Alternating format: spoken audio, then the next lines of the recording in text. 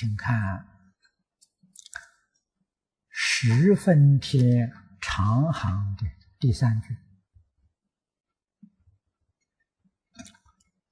无尽慧，功德传天王，得灭除一切患，大悲轮解脱门。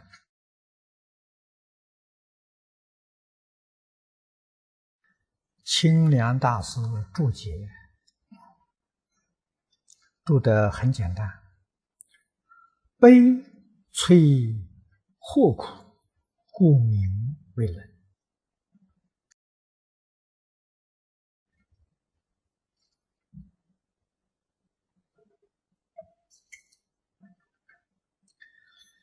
天王所学的这个法门，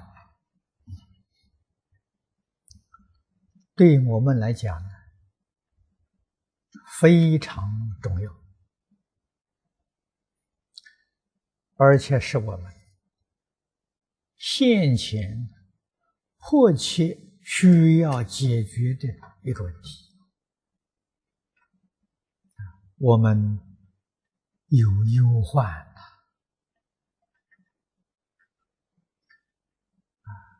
大患，经文里面虽然没有说出，清凉大师给我们说出了：或业苦，他这个当中把业省掉了。古人这个用这个文字4个字一句，说祸说苦，当中就含着有业。祸业苦是一切患的根源，要怎样才能够灭除呢？我想这不仅仅是佛法，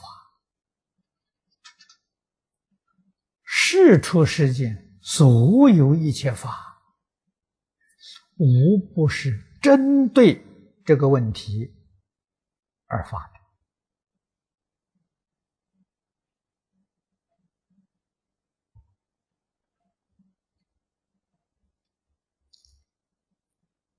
这个宗教家们教育家，甚至这个世间的一些政治家、科学家，无疑不是想解决一切众生这个根本问题，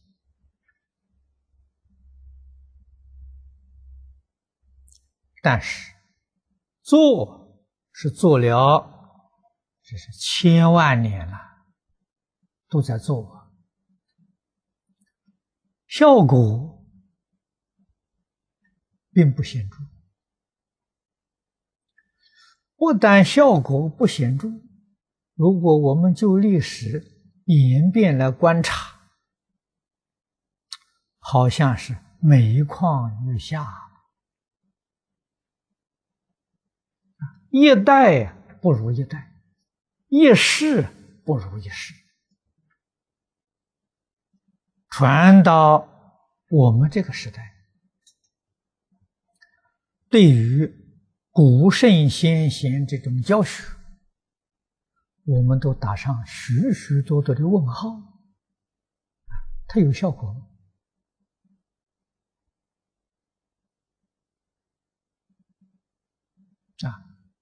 还值不值得我们去学习？值不值得我们去推广？甚至有许多人几乎肯定这个旧的东西落伍了，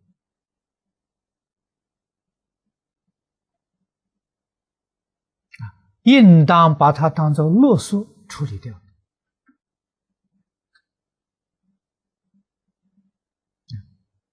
这种看法想法的人越来越多。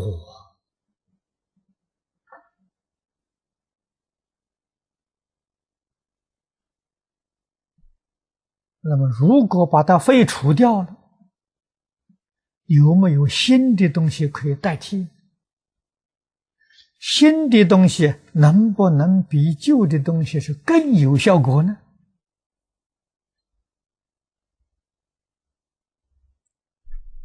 一个头脑清晰的人，知足、聪明、智慧的人，一定会想到这些问题。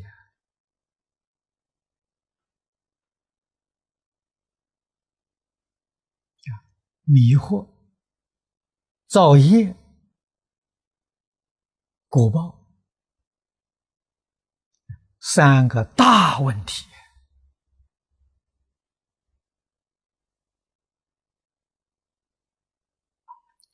古圣先贤的教诲不能够帮助我们断除疑惑。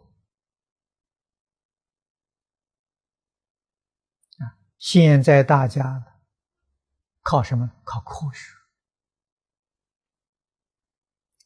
科学能够帮我们破除迷惑吗？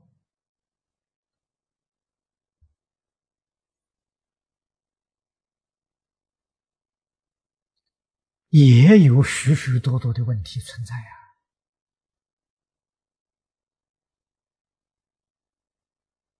可是现在的教育提倡科学，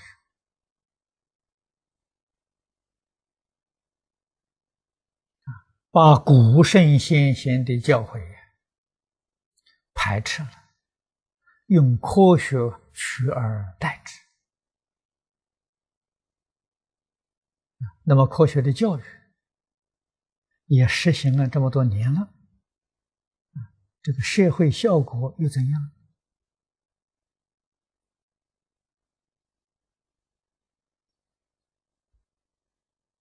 如果我们细细从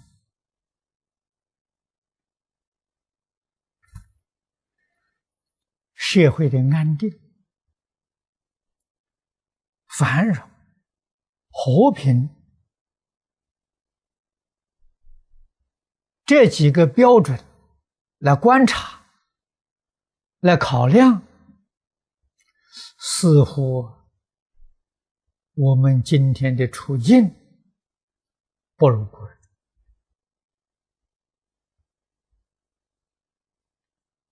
不但是远古我们比不上，半个世纪以前、一个世纪以前，这是我们记忆犹新的，都比不上。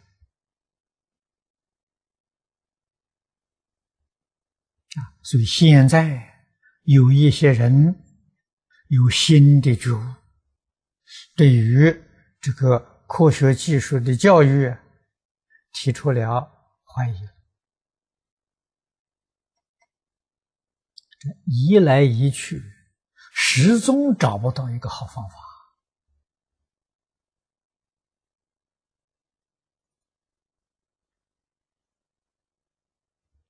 实在讲，我们的思考深度、广度不够，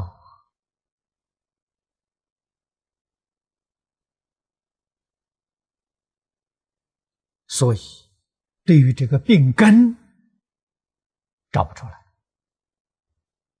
对于古今这一些贤哲，他们教诲的理论与方法，我们没有能力选择，这就是我们自己思考的范围太浅了，太狭小。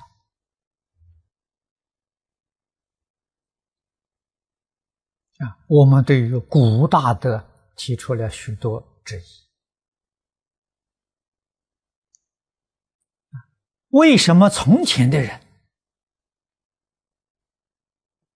那么老实？对于古人有那么样的信心。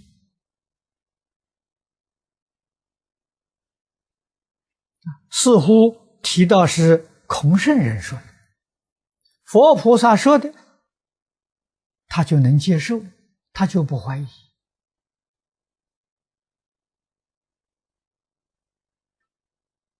问题很容易解决。现在为什么不行？现在人自己以为非常聪明，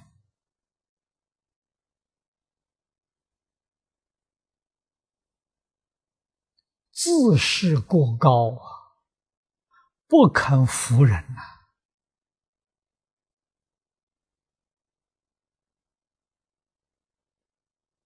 孔子有什么了不起？释迦牟尼佛有什么了不起？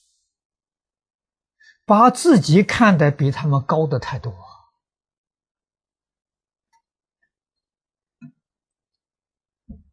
实在讲，对于古人缺乏认识，不但对古人缺乏认识，连自己对自己也不认识。这个问题真正叫严重了。今天讲一切幻，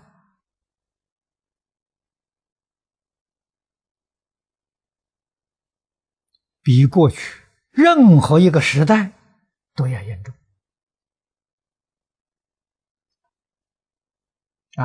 祸严重，业严重，苦也跟着严重了。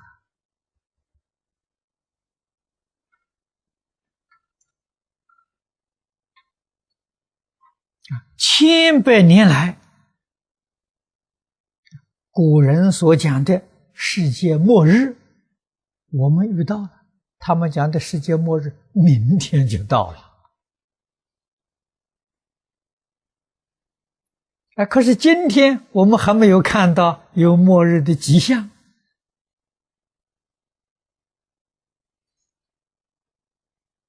这是我们的心很粗。实际上呢，这个几天的磁场真的不一样了，跟平常不相同了。这个磁场影响地球，影响地球上所有的生物，我们也包括在内。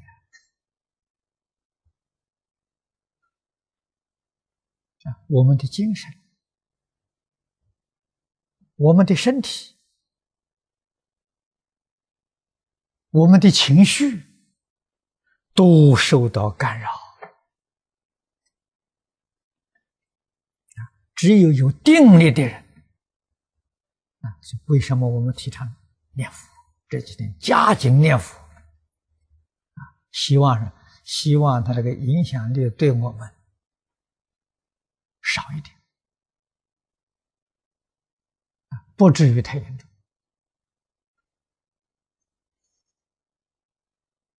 这一点我们做到了。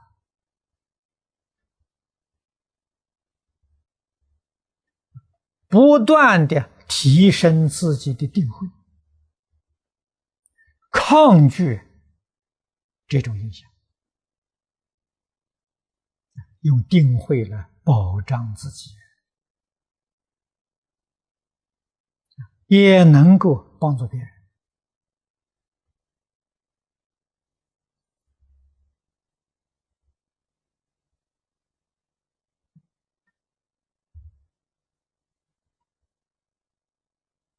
前2个星期，傅来成居士告诉我，他听到一位天主教神学院的院长谈到这次的劫难。这个劫难，他们宗教里的也讲魔王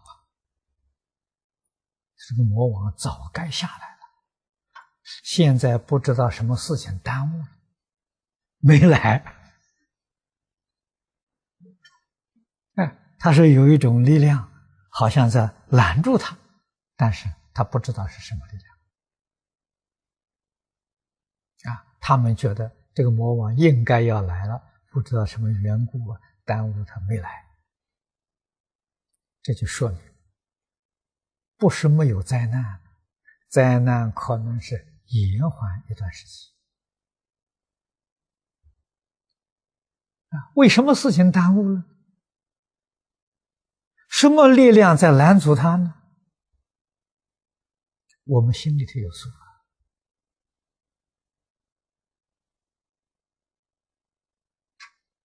只有自己认真努力修行，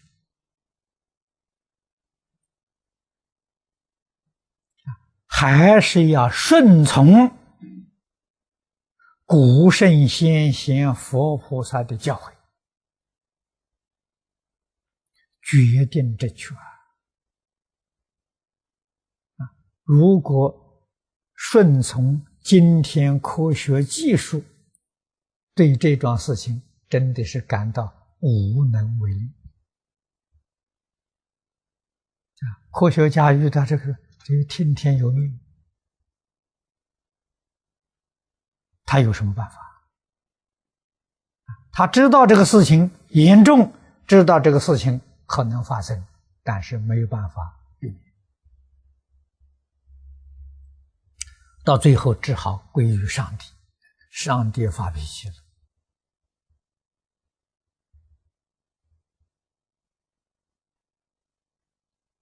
上帝不高兴了，上帝要惩罚人。也许我们大家现在念佛，很多宗教徒都在那里祈祷，上帝看看，心里稍微平和一点了。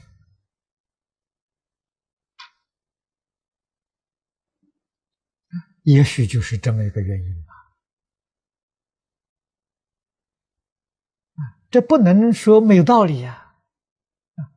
从他们那个角度观察了，也能解释得通啊。那么由此可知，我们要认真的忏悔，要彻底去改过，这样上帝就欢喜了。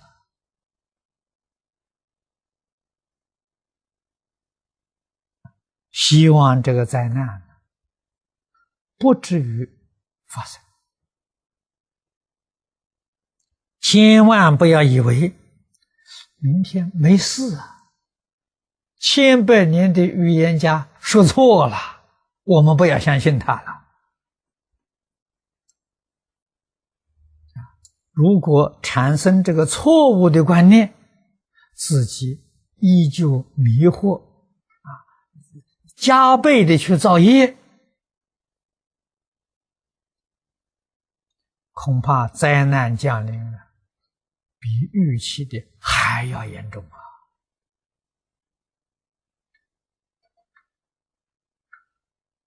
这是事实。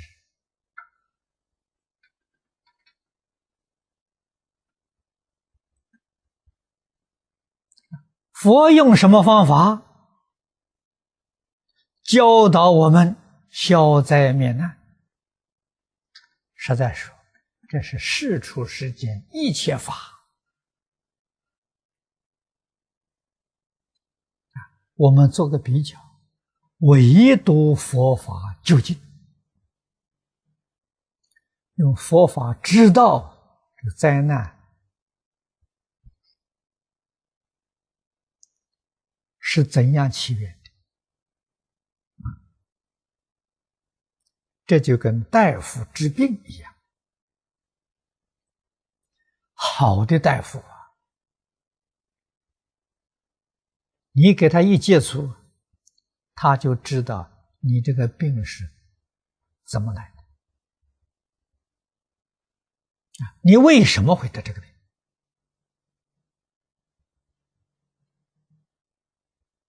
那么他用药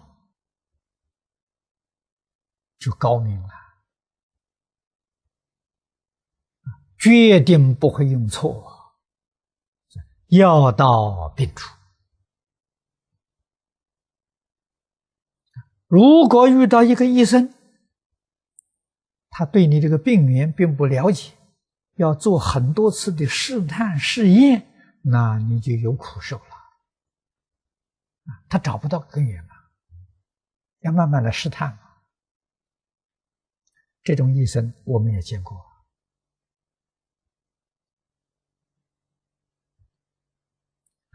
真正高明的大夫也不是容易遇到的。病人与医生呢，说实在话也是缘分呐。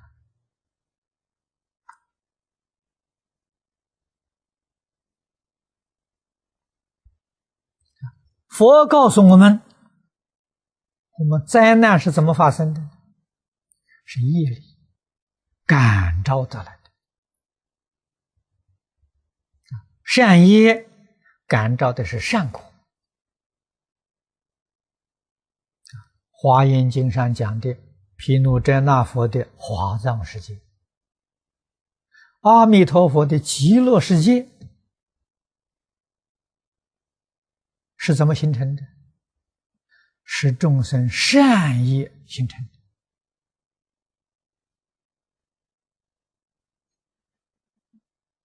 佛在经上讲的那么清楚，那么明白。西方极乐世界，诸上善人聚会一处，不是善业吗？不是小善，上善。上善圆圆满满，具足净业三福。西方极乐世界是这么形成的。我们今天这个世界这要遭大灾难了，是什么形成的？是众生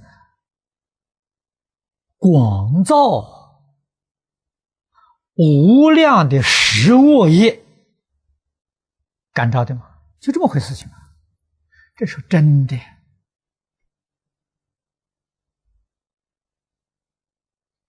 唯有大圣才能把这个病根抓到。科学家没抓到，科学家讲说这个是太空星球的运行的变化，所以它是从物理上来探讨。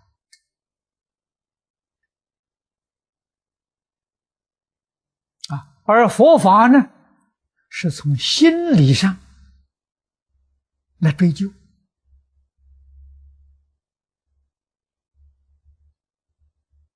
现在人相信物理，不相信心理。心理比物理深得太多了。佛给我们讲物质从哪里来的？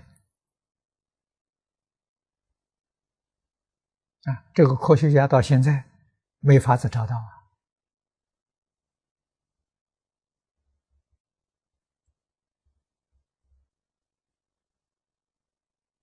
物质究竟是回什么事情？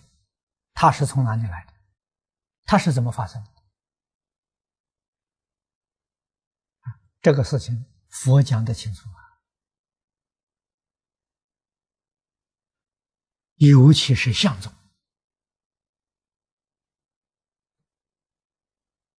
相宗不仅仅是高深的圆满的心理学，也是物理学。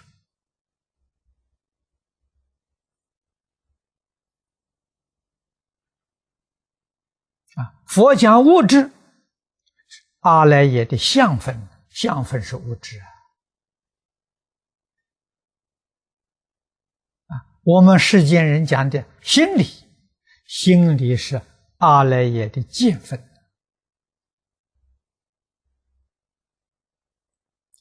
见相同源，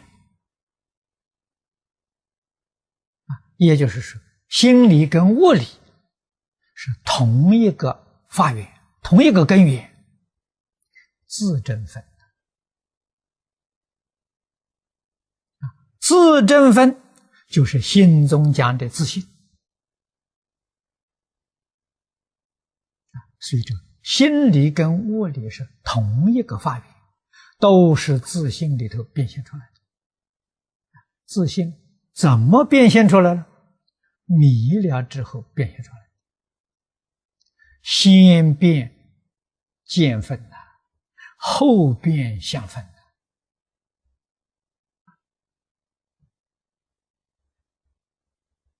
相分是依见分而变现出来的呀。所以佛治病很厉害呀，他是真正找到根源。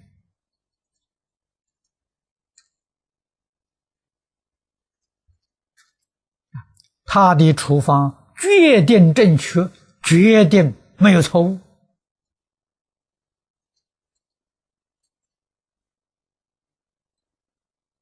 这是世间聪明智慧人不能跟他相比的。他是佛经上所常说的彻法地源，他有这个能力。佛告诉我们，彻法地源这一种究竟真实的智慧，绝不是他一个人去做的，人人都有。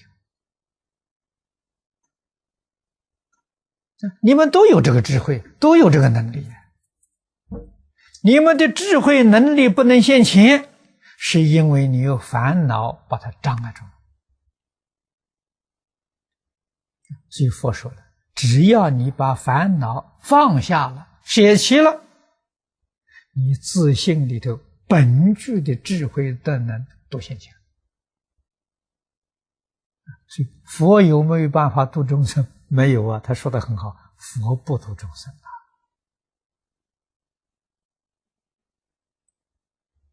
谁度众生呢？是你自己觉悟，自己度的。佛才说真话。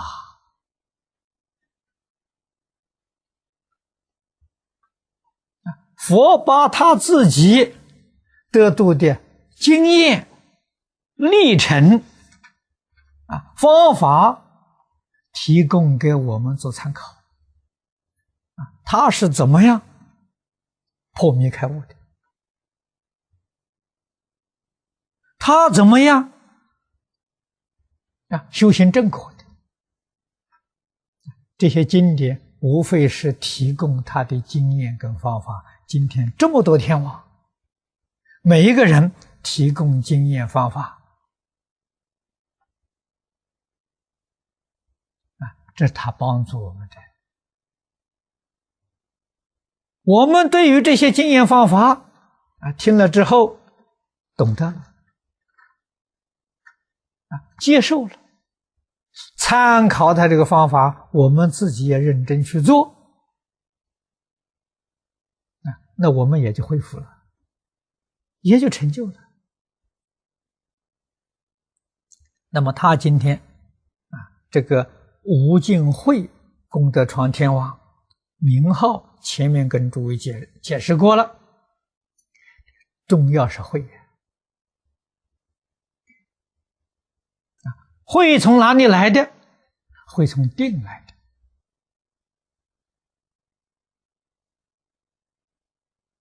什么是定？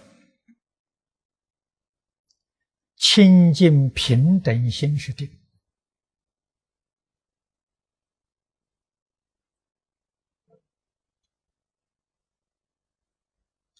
什么是慧？清净平等心起作用就是慧。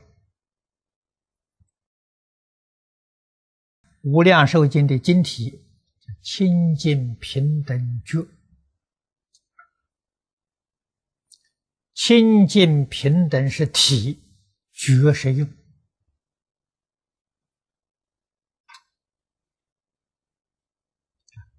慧是从定当中来的定是我们自信的本体，慧是自信的起用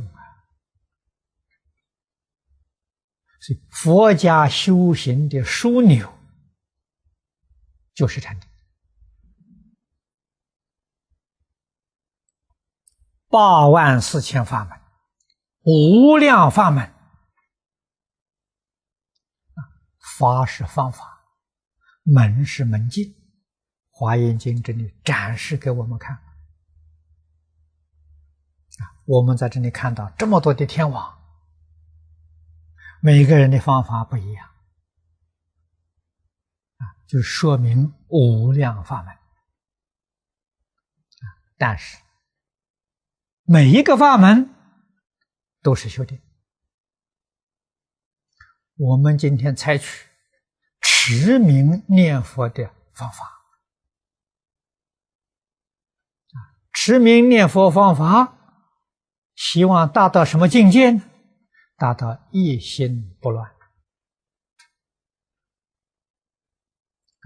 诸位要晓得，一心就是禅定啊，不乱就是智慧。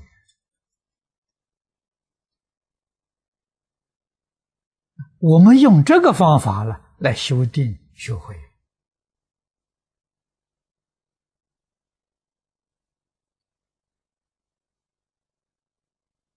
方法尽管不同，方向是正确的，目标是一个。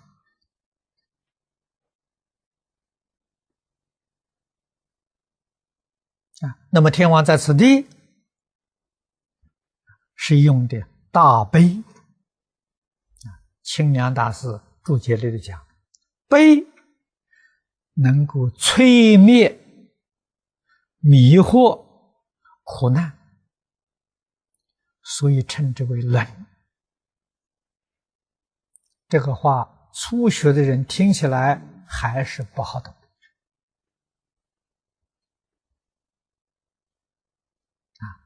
冷的意思是代表圆满。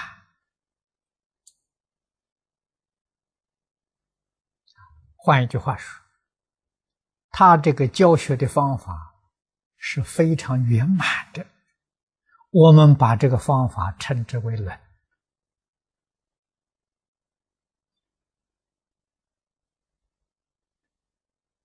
世间所有一切器皿当中，确实语言能够代表圆满的理论，寓意是事实真相。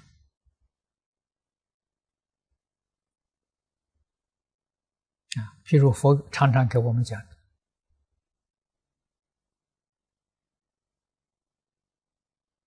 相由性空，事有理无。这个轮就能代表，轮那个圆周是相，圆心就是性。圆相确实是有啊，但是圆心确实不可得。圆心有没有呢？决定有，有而不可得。所以这个圆在佛法里头表法是空有不二，性相一如。理事不二，他表这个意思。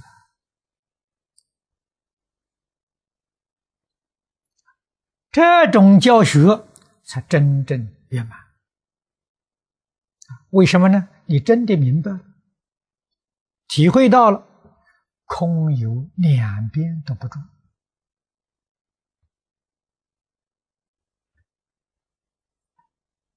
这个智慧就开了。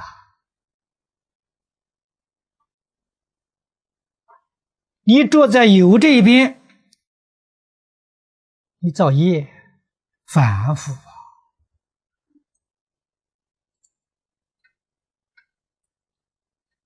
你如果执着空的那一边，也造业，堕落在无明里面。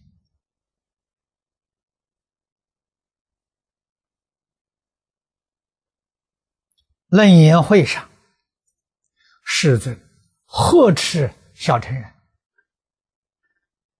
声闻缘觉堕无为坑那就住空啊。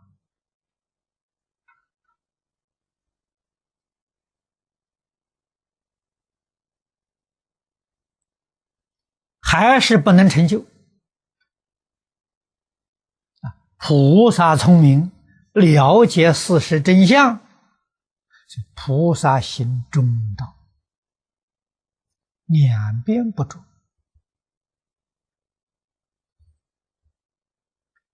中道有没有呢？如果执着有个中道，空有两边不着，他行中道。不错，算是菩萨，全叫菩萨。给诸位说，十法界里面的菩萨，他还执着个中道啊。实教菩萨就是真实的菩萨，中道也没有所谓是两边不离，中道不存心才真的干净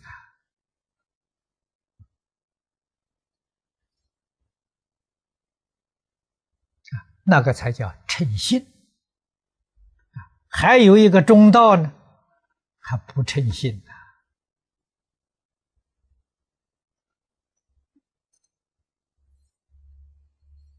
这个境界就高了。这样的教学才能够灭除一切忧患。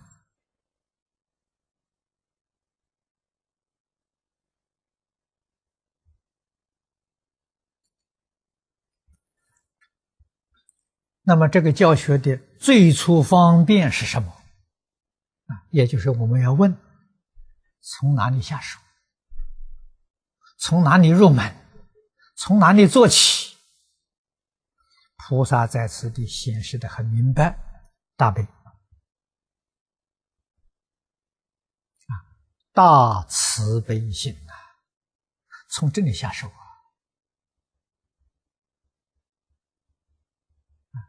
那什么是大悲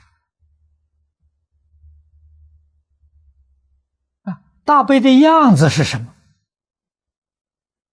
如果我们搞不清楚，我们就没有办法学习。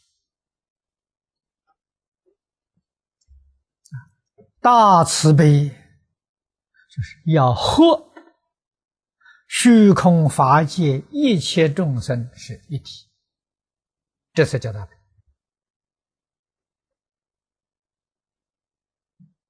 我们要把虚空法界一切众生看作是自己，你就入佛的境界这个是究竟果佛的境界。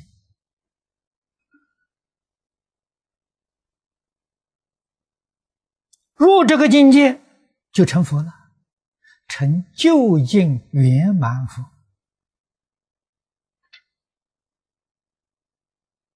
这个说法太高了，我们做不到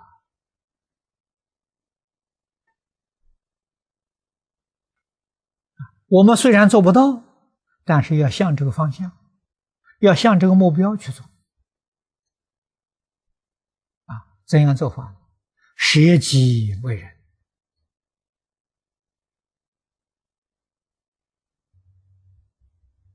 那就是佛教给我们的两句话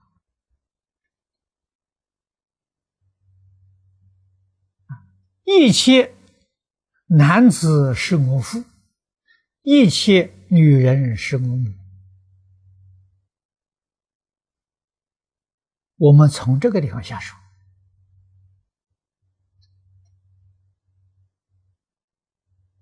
遇到一切众生有苦难，这众生是我父母我要不要尽心尽力帮助他？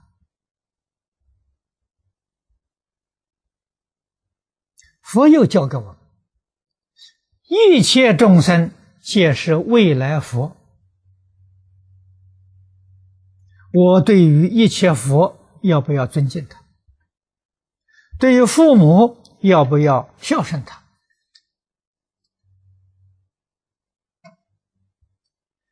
这就是佛的真实明白的教诲呀。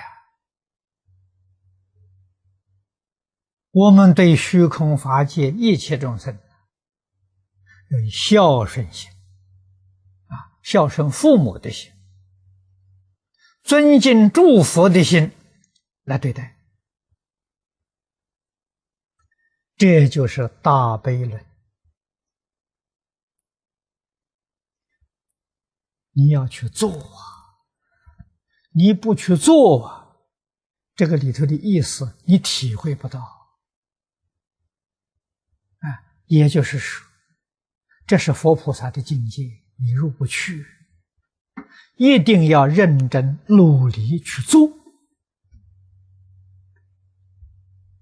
你做到1分，你其如1分；你做到2分，你就其如2分。你要不使用真诚孝顺心、恭敬心，你就不得其门而入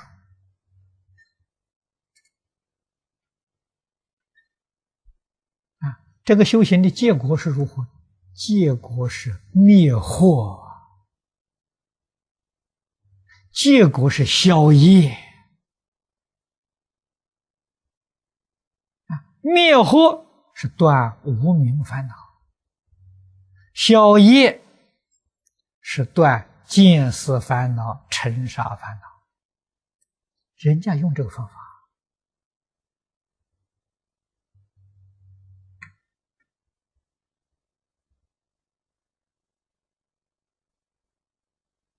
这个方法有效吗？为什么有效呢？我们冷静去思维，去想想，它真有效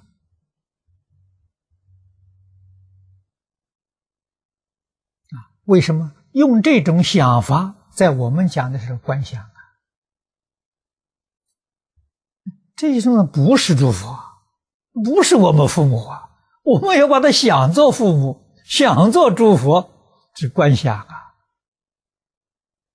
可是在诸佛如来呢眼光，它确实是一体的，它是真的，它不是观想所以我们要从观想，从这里下手这个宗门里面讲观照从这里下手然后功夫提升了，就照住了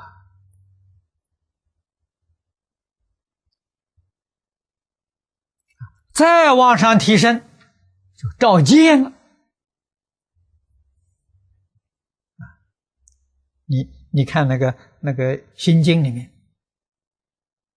观自在菩萨照见五蕴皆空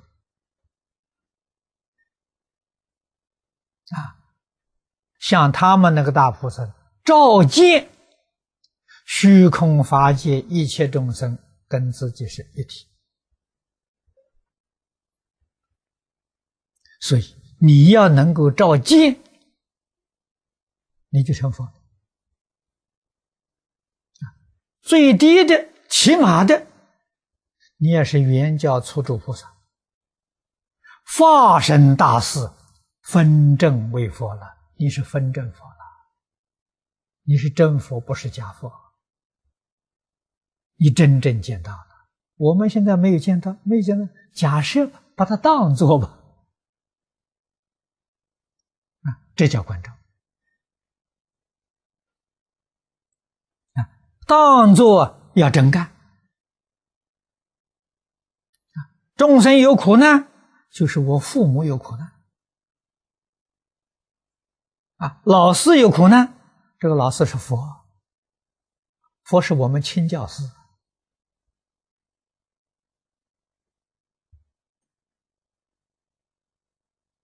我们要全心全力去照顾啊。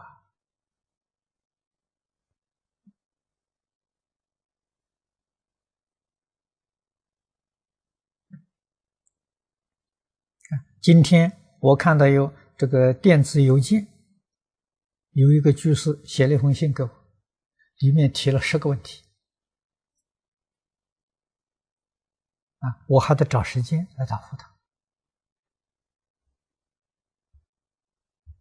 啊。但是他如果常常听我讲经，这些问题都解答了。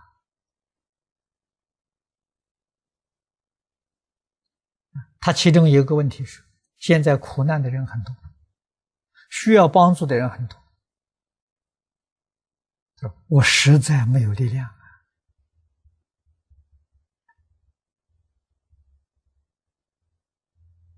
啊，穷苦的人太多了，我没有那么多钱财去布施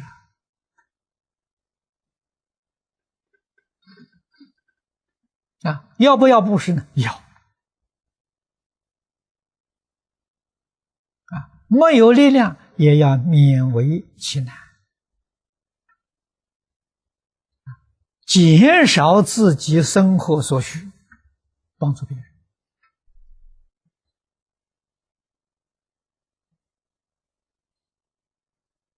看到别人没有衣服穿，没有饭吃，如同看到自己父母在受难一样啊！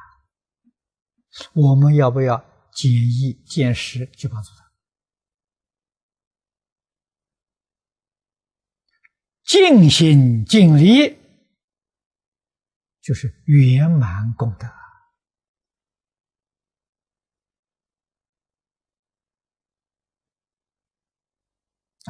怕的是我们自己不肯尽心尽力去做。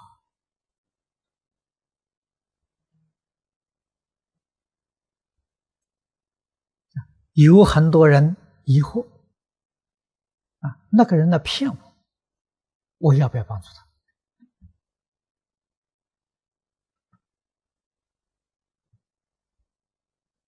佛法不是感情，这一点诸位一定要知道。佛法是智慧的，所以有观音，为什么还有个大势至？观音慈悲，大势至智慧呀。他不是2个人，他是1个人呐。观音菩萨代表我们自信的慈悲，大势至代表自信的智慧。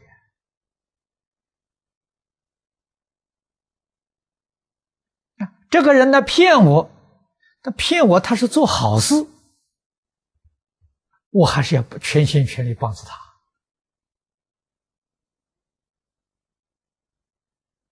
啊。那么这个人骗我，骗去做坏事，那我就可以不必帮助他这就是有智慧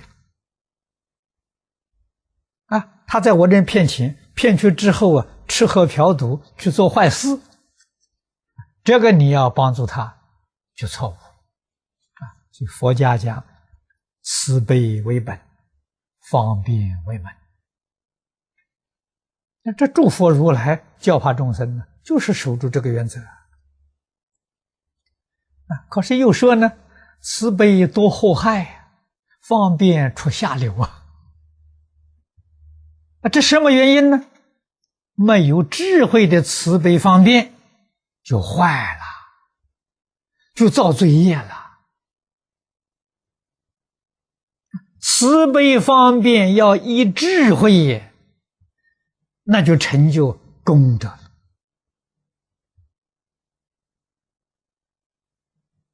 所以他这个地方有悲，慈悲，你看看有无尽慧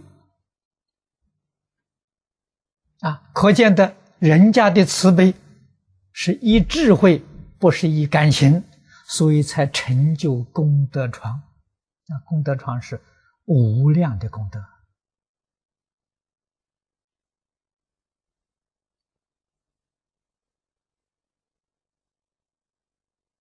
换一句话说，慈悲是要做好事，方便是要做好事什么是好事呢？利益一切众生，这是好事啊，绝不是自利啊。那我们与一切人这个相处，人不为自己，完全为众生，这个人是菩萨再来，不是凡人啊。凡人我们跟他相处，他能够有一半自利，一半利益众生，我们就应当帮助他。他虽然得一半自利，他还有一半利他嘛。完全是自利，我们就不必帮助他。好呀，这个人帮助别人啊，帮助别人1/10，9/10是自利啊，那我们就不要去帮助他啊。世间有许多慈善家，你看古人有一句话说的意思很深长啊，慈善家，慈善起家。你们想一想这个话的味道，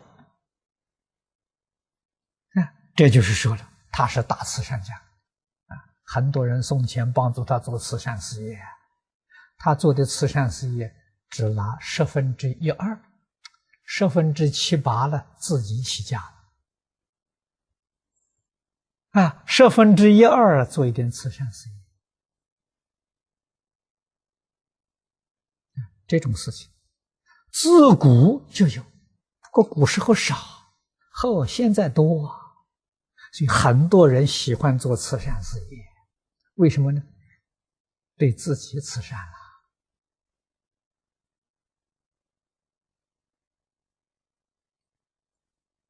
啊！没错，他现在慈善起家了，大富大贵啊，受社会人赞叹，受社会大众供养啊。可是佛法呢，是讲3世因果的。来生怎么办？问题就严重了。真正有智慧的人，决定不敢这么做法。知道现在所得的利益是很有限，时间也很短，将来受的苦报太长了。得不偿失啊！聪明人，真正有智慧的人，帮助一切苦难众生，全盘托出，自己决定不保留一丝毫啊！因为他晓得，将来这个做法才能得到殊胜的果报，才能得到长远真实的利益啊！不会为眼前小利而障碍了将来的大利益，不能为这一世很短几十年的利益障碍了将来无有穷尽的利益。所以这个都要靠真实智慧啊！没有智慧的人被眼前小利迷惑了啊，所以他造业，他受报啊。这些事理，只有佛讲的透彻，讲得明白。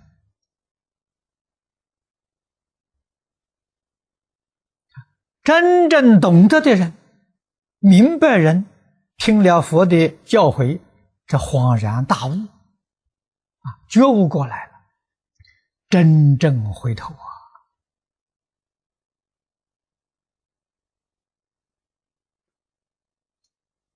不再造罪业了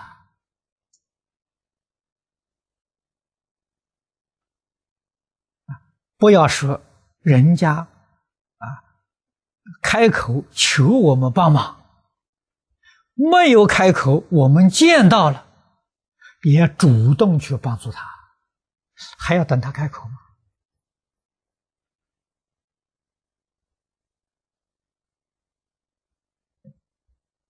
尽心尽力帮助人，就是圆满功德，也不要去刻意攀缘，那也是错误。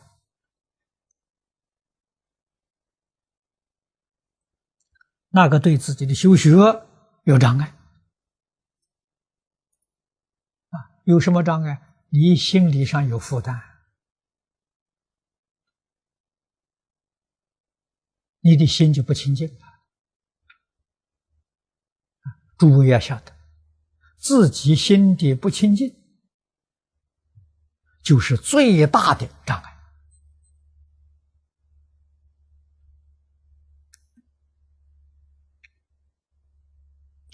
障碍我们读诵、听经、开解开悟障碍开悟障碍修行正果也就是障碍我们契入佛菩萨殊胜的境界。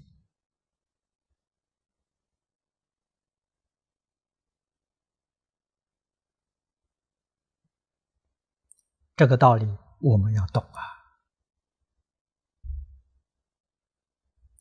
佛法的修学就是生活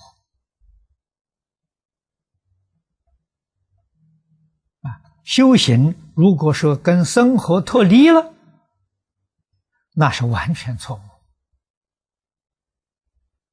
修行就是修正我们在日常生活当中错误的行为什么是错误？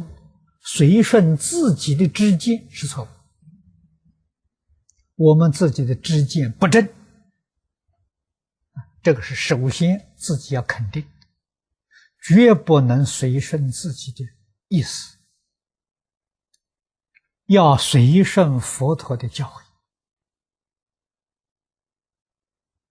这个人就是一个有福报的人，知过能改我们自己的想法看法错误的不正确自己那个自己就是私换一句话说，都是你自私自利的看法想法做法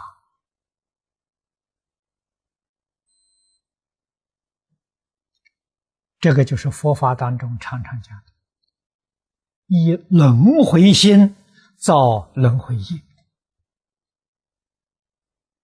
可是你要知道，像《金刚经》上所说的，只要你有我相、人相、众生相、寿者相，你四相具足，你的心就是轮回心，你的造作就是轮回业，你就出不了六道轮回我们相信佛菩萨，佛菩萨是无我相、无人相、无众生相、无寿者相，所以他的教诲就是真实的为什么？他不是轮回心，他讲经说法不造轮回业，值得我们信赖。所以学佛首先叫我们皈依皈就是回头放弃自己，回过头来依佛菩萨依什么？依佛菩萨的教诲，这叫皈依还是随顺自己的意思，你没有回头，你不接受佛菩萨的教诲，你没有依他。其实我说的这个他跟字是一不是二如果把自他分成两个，你就错了，你不解如来真实义。怎么自他是一呢？同一个自性，他今天破了四相，不但四相破了，四见也没有。我见、人见、众生见、寿者见都没有，他回归自性，他的教诲是从自性里流露出来，他的教诲就是我们自性的性德，信他是信我们自性的性德，这么一回事情。我们没有被他牵着鼻子走啊。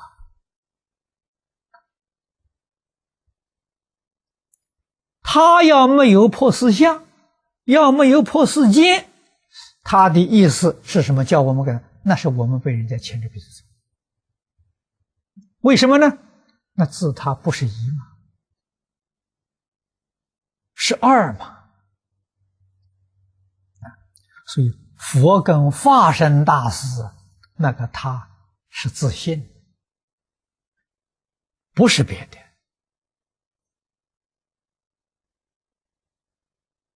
我们真的明白这个道理，了解这个事实真相，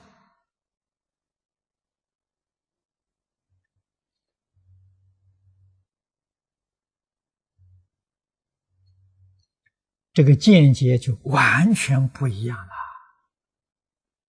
大方广佛华严经字字句句是我们自信的流露。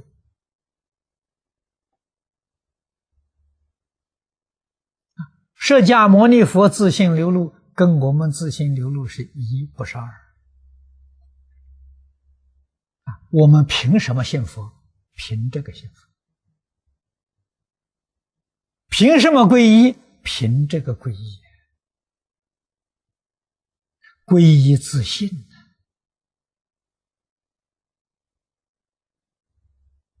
所以这是自性三宝。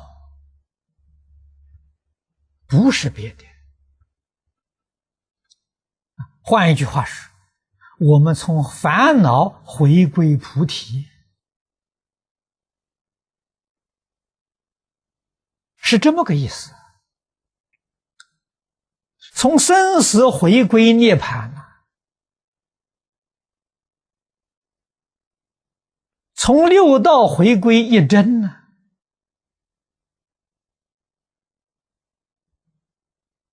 慧能大师说得好，从邪回归到觉，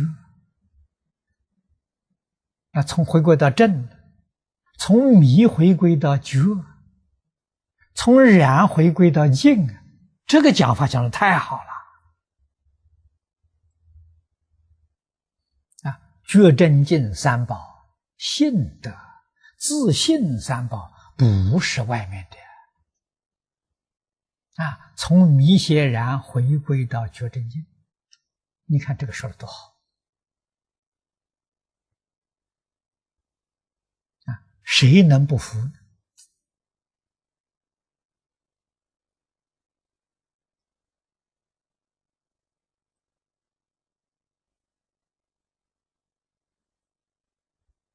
所以我们一定真实智慧，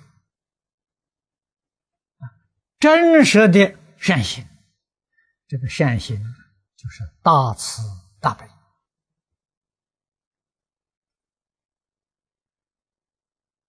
我们要把它做到，这才是能的意思，才圆满了。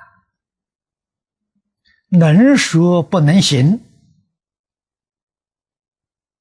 那个不圆满，不能称之为能。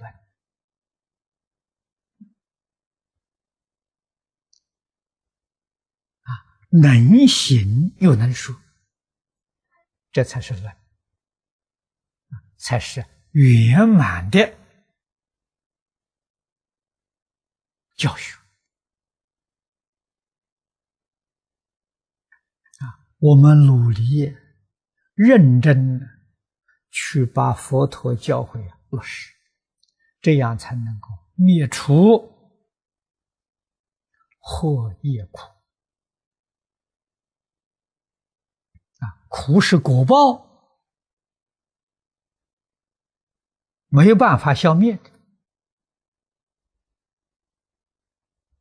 消灭要从因上消灭因缘上消灭。祸是缘，业是因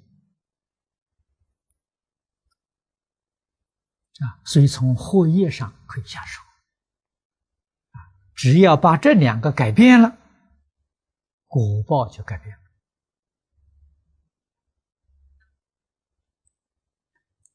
果报决定是从因缘生的因缘改变，果哪有不改变的道理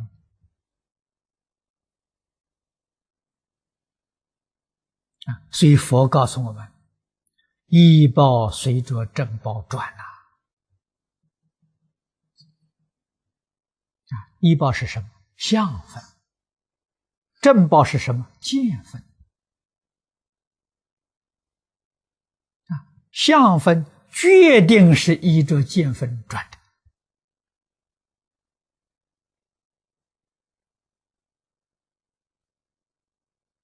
如果我们真正懂得这个道理，这是根本的道理我们就有办法改变自己的容貌，改变自己的体质，改变自己生活环境不是做不到，真做得到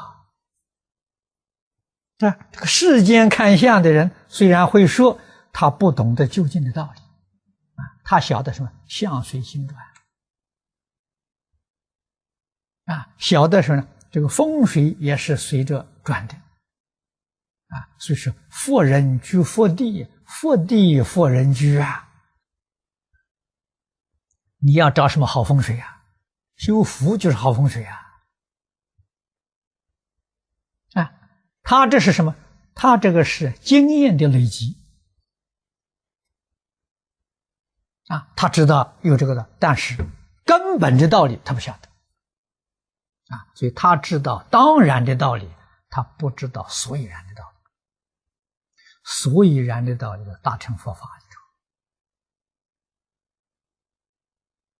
唯有大乘佛法告诉我们心理物理，心理物理从哪来的？大乘佛法知道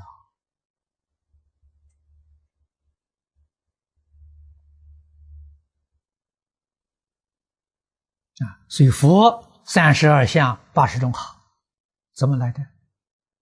无量劫里头积德修善的果报这么样现出来的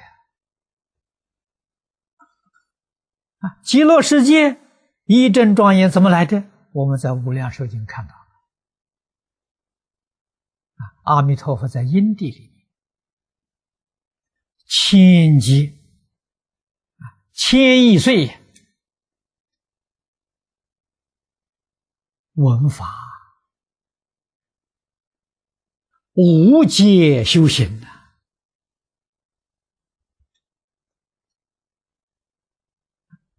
它是解行至善的解行感得的一真庄严这么来的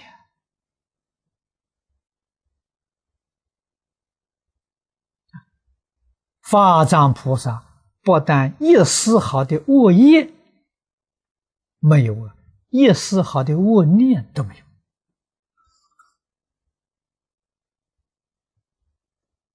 才能感得纯净的世界净土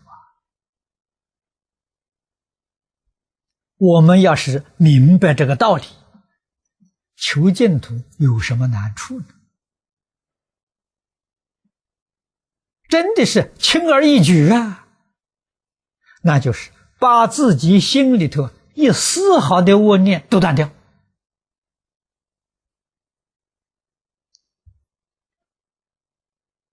我给大家说的纯宜善行、纯宜善意、纯宜善行，一句阿弥陀佛就往生了。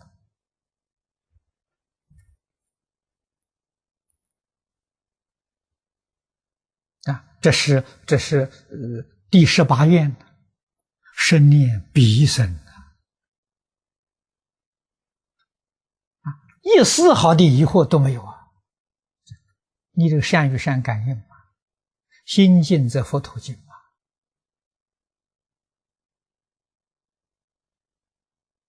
换一句话说，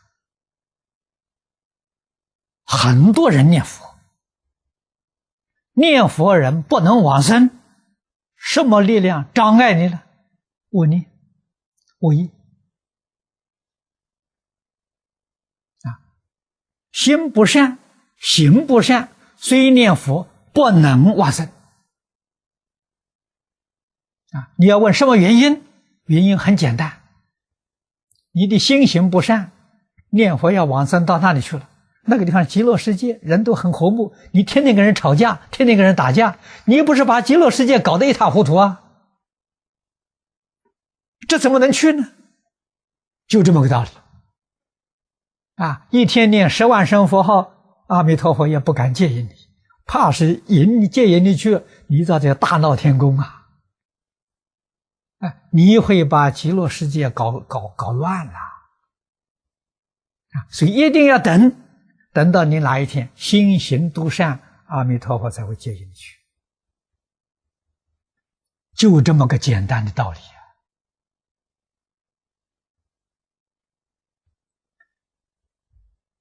所以由此可知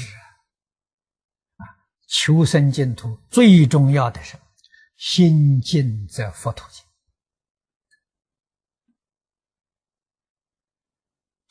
净就是真正的善所以清净平等就是真善是至善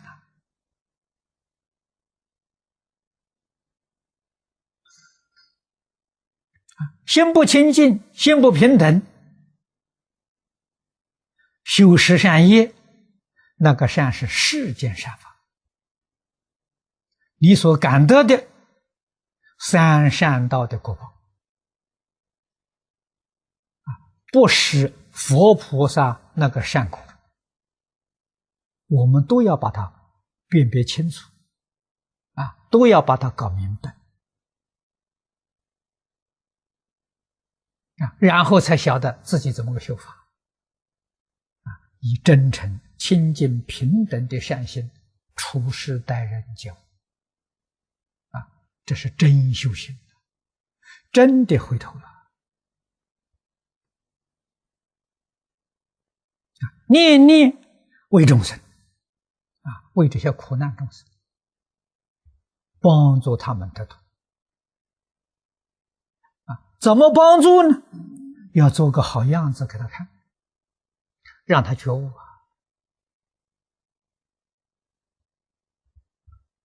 我们口劝他，写文章劝他，自己没放下，表现的是不善，人家听了看了不相信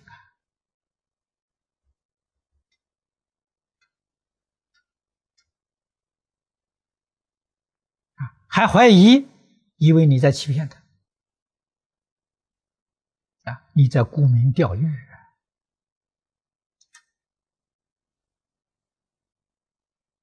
别人怎么肯真正发心念佛纵然发心念佛求生净土，他也学你这个样子，口念弥陀心不善，结果还是不能往生。自己一定要做好样子给人看这是佛经上常讲的常常劝导我们为人演说，演是表演的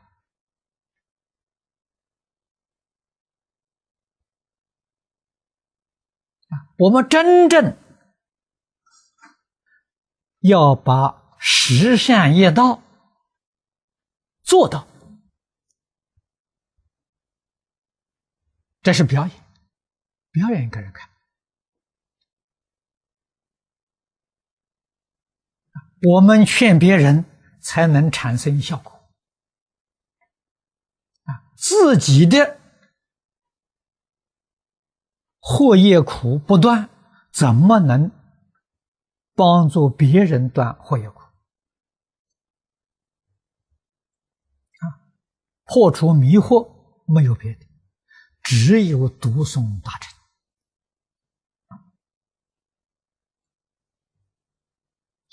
要想加速度破除自己的迷惑，开智慧，唯一的办法讲学，学不能不讲啊！我学多少我就讲多少啊！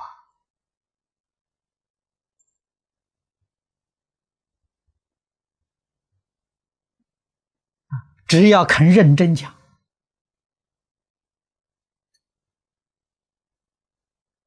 欢喜讲，遍遍都开智慧。同样一部经，每讲一遍，决定不会一样。我过去讲《华严经》讲了不少年，可惜那个时候我们没有这些科技设备，没有留录音，别说录音了，录音带都没有留。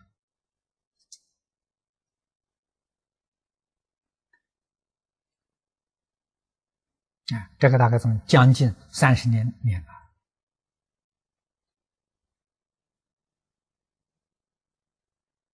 跟现在讲的完全不一样啊！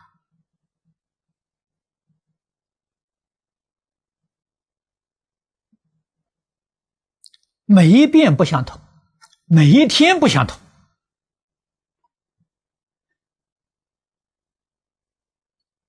这什么原因呢？孔老夫子讲，改过，天天改过。改过是行门，改过就是增长智慧嘛。你这个过改掉1分，你的智慧就长1分；改掉2分就长2分。天天改过，改过就是断烦恼啊，断烦恼就长菩提呀。天天断烦恼，那菩提天天长啊，就这么个道理。智慧为什么不长呢？过不改嘛，烦恼不肯断嘛，你的智慧就不会增长。所以孔老夫子忧虑的不就是很有道理吗？他忧虑就2桩事情值得他忧虑，除这2桩事情没有值得他忧虑的事情。第一桩事情，学之不讲，他忧虑啊。过有过不能改，他忧虑啊。他忧虑不是忧虑别人，自己啊，他替自己担忧啊。他不是替别人担忧啊，别人与他不相干的，他不会放在心上啊。自己所学到的不肯讲给别人听，这是佛法讲究自行化他。你不肯教别人，不肯帮助别人，夫子的忧虑，自己有过，自己不能改。我们从这个地方也就能够明了了，圣人之所以为圣人，原来如此啊！我们要做圣人，跟他学就行了。喜欢把佛法介绍给别人，推荐给别人。任何场合、任何机会都不失掉。这就是父子讲学的意思。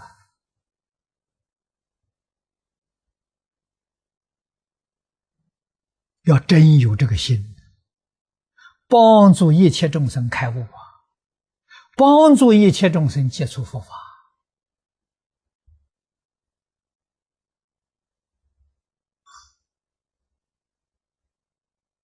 啊，自己每一天认真去反省，要找到自己的过失。但是一个人见别人的过失容易，见自己的过失很难呐！从早想到晚，今天没有过失啊！看看别人过失就很多了。所以古大德教我们一个方法，把别人当作一面镜子看到别人过失呢，回头想想自己有没有，于是就发现了再发现自己过失。看到别人一些优点好的地方，想想自己有没有，再发现自己没有我们能够把一切众生当一面镜子，看看别人，马上回过头来照自己，自己的过失就发现了别人的好处我们没有，要跟人学；别人的过失我们要有，赶紧改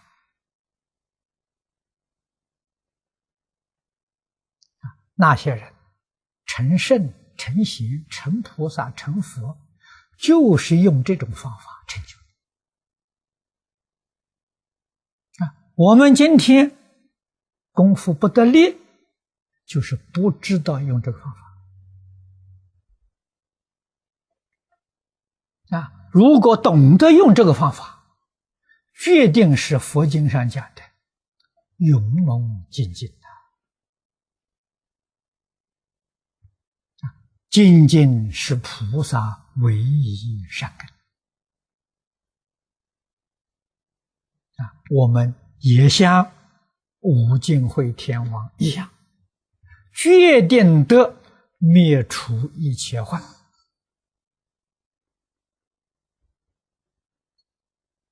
我们在这里看，他灭除一切患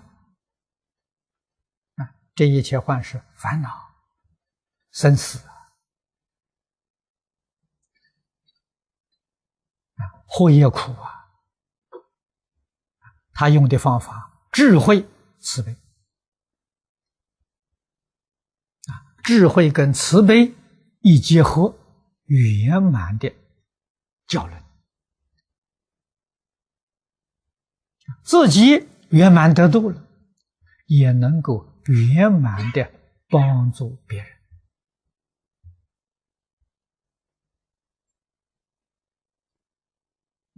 归结到最后还是一个定一个慧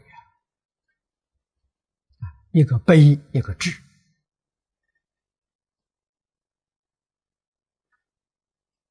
菩萨在此地教给我们定慧悲智要如何落实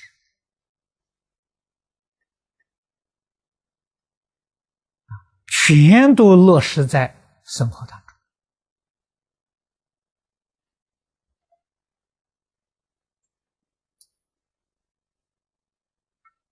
这个才是真正的幸福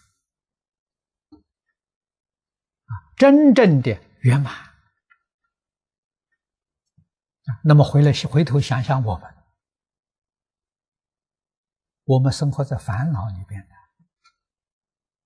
生活在忧虑里头生活在患难里面对于佛菩萨我们无限的羡慕向往只要学习就能够契入他们的境界把他们的境界变成自己的境界